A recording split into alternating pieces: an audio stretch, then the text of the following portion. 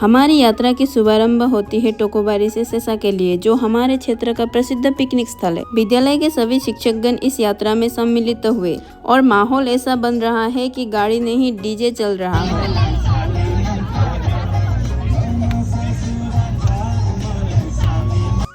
जैसे ही थोड़ी दूर पहुंचे सबकी भूख जग गई तो संतरे का ब्रेक लिया गया। संतरा खाने के बाद तो अंशुदा डांस करने लग गए।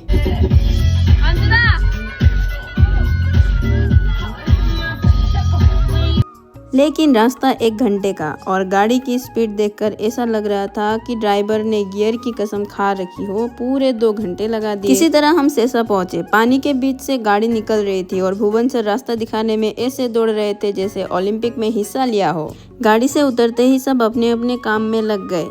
कुछ गाने बजाकर नृत्य करने लगे क्योंकि गाड़ी में नृत्य करने के लिए स्थान नहीं था।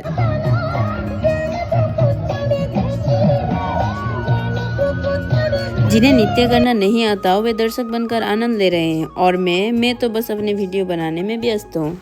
अब आई सब्जी काटने की बारी। सभी शिक्षकगण इस कार्य में ऐसे जुटे जैसे ये कोई प्रतियोगिता हो। मैंने भी जोश में चाकू उठाया, लेकिन 2 मिनट में मुझे समझ आया कि ये काम मुझसे नहीं हो पाएगा। उधर अंडे उबलने का काम शुरू हो जाता है, जिन्हें हम चाय पीने के बाद खाने वाले हैं। प्रणति मैम चाय के साथ पीठा बांट रही है क्योंकि बिहू का सीजन है और पीठा तो जरूरी है।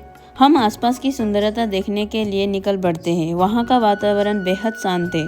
चारों ओर पहाड़ है, जैसे प्रकृति ने हमें अपने गोद में बुला लिया हो। हम पहाड़ की ऊंचाई तक चढ़ने का प्रयास करते हैं। चढ़ते चढ़ते सांस फूलने लगती है, लेकिन जब ऊपर से नीचे का नज़ारा देखते हैं तो ऐसा लगता है जैसे सारी थकान गायब हो गई हो। चारों ओर फैली हरियाली, बहती हवा और वो अद्भुत दृश्य देखकर मन करता है कि इसे शब्दों में बयां नहीं किया जा सकता। नीचे लौटकर देखा तो सभी लोग खाना बनाने की तैयारी में व्यस्त हैं। मांस और मछली तली जा रही है और उसकी खुशबू हवा में फैल चुकी है। मुझे और मनीषा को सब्जी धोने का काम दिया जाता है तो हम दोनों चले जाते हैं नदी के किनारे, क्योंकि पानी बाल्टी में लाना तो हमसे नहीं हो पाएगा। हमारी स्कूल की मास्टर शेफ रीता मैडम गाजर खाने में व्यस्त थे और जीतूदा मछली को ठंड से बचाने के लिए आग में सेक रहे थे। कढ़ाई में पनीर ऐसे उछल रहा था जैसे डांस कंपटीशन जीत कर दिखाएगा।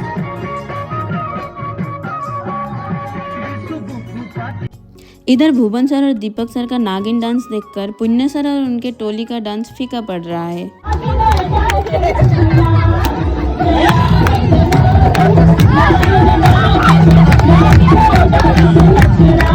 इनका डांस देखने के लिए आसपास के लोग भी इकट्ठा हो गए। मनीषा और पुण्य सर बैंगन फ्राई कर रहे हैं क्योंकि उनको दूसरे काम में मजा नहीं आ रहा है। अब भोजन करने का समय आया।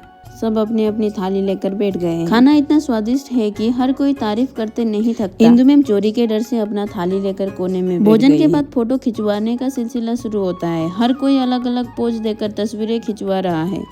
अब समय होता है पिकनिक से घर लौटने का। असली मजा तब आता है जब नागिन नृत्य का दौर गाड़ी में शुरू हो जाता है।